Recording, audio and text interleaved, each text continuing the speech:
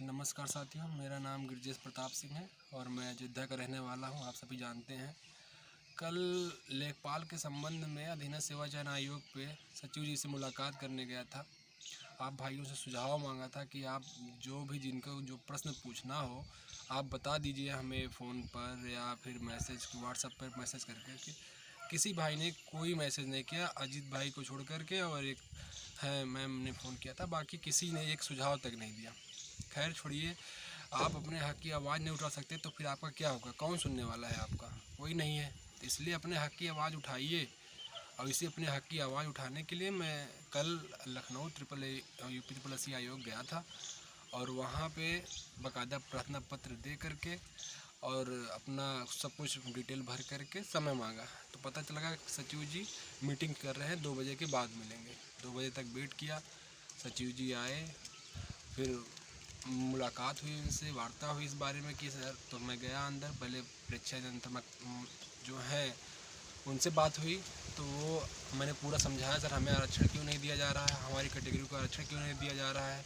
तो कहे कि आपकी पोस्ट के लिए आपका आरक्षण चिन्हांकन नहीं किया गया है, तो इसलिए आपको आरक्षण नहीं दिया जा रहा है। तो हमने बात रखी सर कि पंजाब में और राजस्थान में उनको वहाँ पे ओएच कैटेगरी को आरक्षण दिया जा रहा है।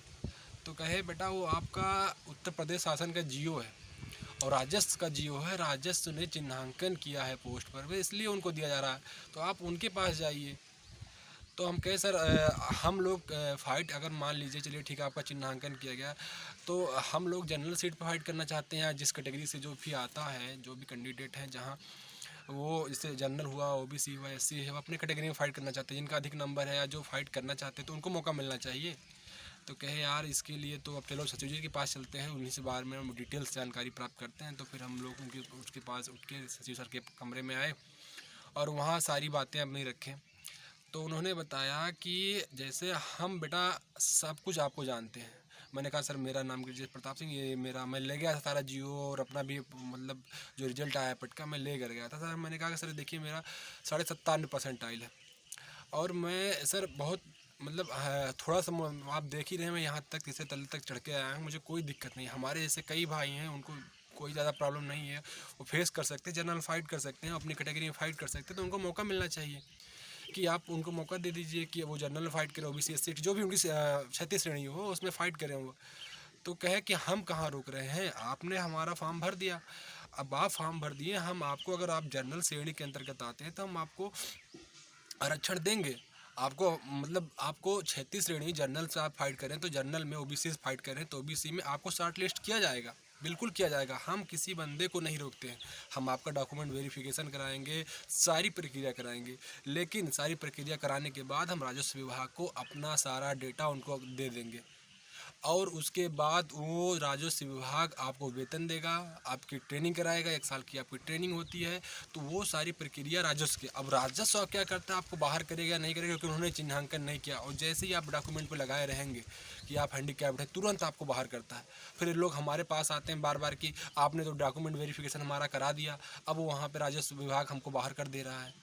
तो ये फिर आओगे हमारे पास घूम करके, तो वही चीज़ हो जाती है। इसलिए आप लोग अगर चाहते हैं तो हम कह सर अगर मॉडिफाइड करके, हम अगर मॉडिफाइड एप्लीकेशन लिंक आया है, हम मॉडिफिकेशन लिंक पे जा करके अपना मॉडिफाइड कर दें, हम जनरल फाइट कर दें, तो कहे बिल्कुल बेटा कर लो, तुम्हें कौन रोक रहा है, तुम्हारा छड़ ना लगाओ, जनरल से जाओ। लेकिन ट्रेनिंग पे जाओगे, तुम्हारा पकड़ में आ जाएगा, तुम हैंडीकैप्ड हो, जो भी दिक्कत है तुमको, तो पकड़ में आ जाएगा, तो वहाँ बाहर कर दिए जाओगे, तो हमारी गारंटी नहीं है, सीधी सी बात है। तो आप अपना समझो।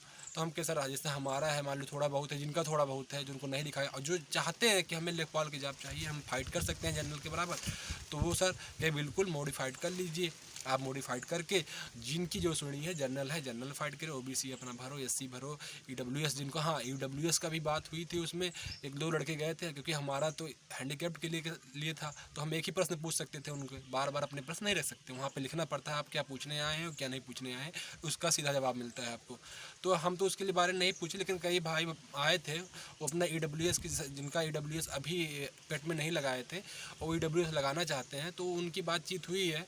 अब वो बता तो रहे थे, क्योंकि सचिव जी तो मैंने सुना नहीं सचिव जी ने क्या कहा होगा, लेकिन भाई बता रहे थे कि ईडब्ल्यूएस उनका मान्य है, वो अपना ईडब्ल्यूएस लगा सकते हैं, तो बात उनकी होगी।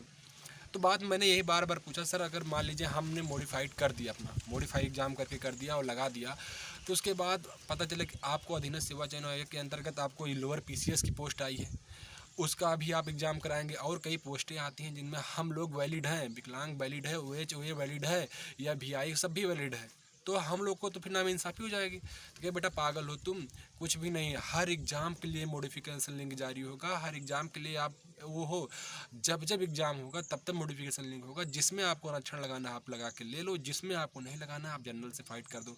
देखो अगर दर्शा दोगे उसमें, आप भले दर्शा, अगर मार्कशीट में भर दिए जनरल या हैंडीकैप्ड भर दिया आपने कैटेगरी से, अगर हैंडीकैप्ड डाल दिया तो आप कितना भी मर्जी शॉर्ट लिस्ट जनरल होके जाओगे, तुरंत राजस्व विभाग आपको बाहर कर देगा, आपकी सर्टिफिकेट देख करके, आपका ये फॉर्म देख करके।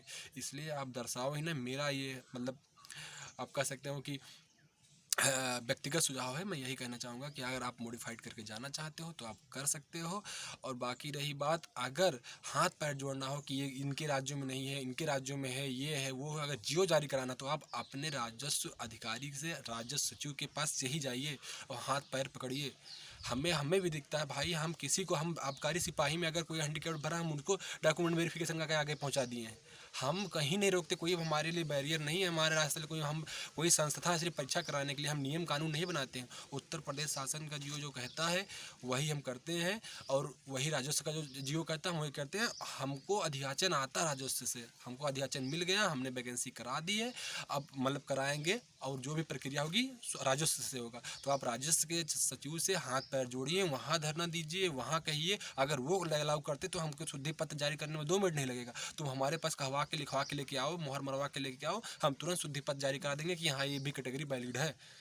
तो भाई अगर इकट्ठा होना चाहते हो, अपने हक की लड़ाई लड़ना चाहते हो, क्योंकि आज एक अच्छी खबर है, जिनका भी NTPC में नहीं हुआ था, या जिन भाइयों को NTPC में हुआ था और ग्रुप डी में भी हुआ था, उनका एग्ज़ाम पोस्टपोन हो चुका है। अब 4 मार्च तक कमेटी अपनी रिपोर्ट जाहिर करेगी, देगी, उसके बाद भी कुछ होगा। तो 4 मार्च तक अपने पास टाइम है, मॉडिफिकेशन लिंक 4 फरवरी तक है, तो कुछ भी हो सकता है। तो आप लोग इकट्ठा होइए, अपनी आवाज़ उठाइए और चला जाए लखनऊ एक बार, और राजस्व सचिव से भी बात की जाए, अपने मुद्दे रखा जाए, अपनी बात रखा जाए। क्या फ़र्क पड़ जाता है यार, अगर एक बार हम अपनी आवाज़ उठा सकते हैं। तो इतने लोग हो, मेरी बात को सब इकट्ठा हो। मैं अकेला बंदा था, कल गया था, सोचो अपनी आवाज़ उठाने के लिए कोई नहीं गया। इतना एक भाई से कहा था कोई भी आ जाओ, नहीं आ रहे हो। एक आदमी कहने से, 10 आदमी कहने से बहुत फ़र्क पड़ता है भाई। और बहुत लोग अपने आए थे, कोई EWS लगवाने आया था, कोई किसी का पत्र नहीं आ रहा है लोअर PCS में, किसी का कुछ नहीं हो रहा है, किसी का, सब आबकारी वाले कोई ना कोई सब अपने लाइन लगाए थे वहाँ पर। लेकिन कोई हैंडीकैप्ड बंदा, कोई भी, इतने लोग प्रभावित हो रहे हो। 122 सीट हाथ से निकल रही है। 122 सीट आज तक अधीनस्थ सेवा चयन आयोग में कभी विकलांगों के लिए नहीं आई है, लेकिन आज 122 सीट हाथ से निकल रही है, और आप लोग यही देख रहे हो क्या हो रहा है। तो भाई अगर अपना हक चाहते हो, अपना लड़ना चाहते हो, तो आ जाओ। और रहे चाहे VI हो, HI हो, जिनका चिन्हांकन नहीं हुआ है उस सबके लिए वही नियम है भाई। किसी का कोई कैटेगरी से नहीं मतलब है।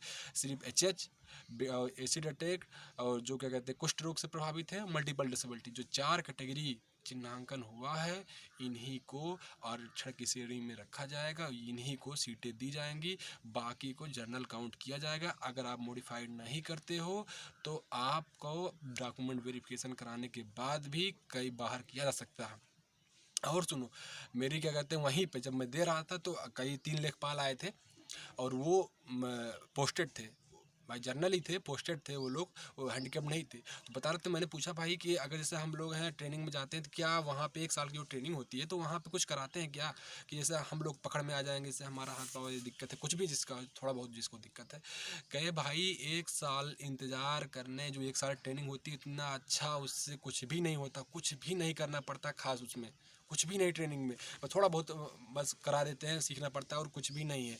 लेकिन उसके बाद सबसे दिक्कत ज़्यादा होती है जब 1 साल की ट्रेनिंग हो जाती है। अब जब आप फील्ड में उतरते हैं तो DM के सबसे छोटे कर्मचारी आप होते हैं। जहाँ जहाँ DM जाएगा, जो भी योजना लाएगा, जहाँ दौड़ा होगा, आपको हर जगह जाना पड़ेगा, फील्ड वर्क में हमेशा रहना पड़ेगा। कोई एक्सीडेंट होता है, किसी एरिया में एक्सीडेंट था, उस एरिया के लेखपाल के बुलाया जाएगा, पंचनामा कराया जाएगा। तो सारी झंझट, सारा आपको हमेशा रात को दिन को कभी बुलाया जा सकता है। इसीलिए फील्ड वर्क में हैंडीकैप्ड को नहीं दिया जाता है। यही कारण है। तो भाई जो सक्षम हो, जो चाहते हो कि हम कर ले जाएंगे, जिनको नहीं दिखाई पड़ता वो मॉडिफाइड करा के कर सकते हैं। बाकी जो नहीं सक्षम हो अपने हक के लिए लड़ाई लड़ने के लिए, भैया राजस्व लेखपाल के सचिव से मिला जाए, सीधी सी बात है और कुछ नहीं है। और यही बात है, अगर नहीं कर सकते तो भाई घर बैठो, सबको बधाई, और यही हो सकता है और यही हुआ है। तो अब अभी एक मैं लड़की से बात मेरी हुई, अभी फ़ोन की थी, वो अपने ग्रुप से ही है।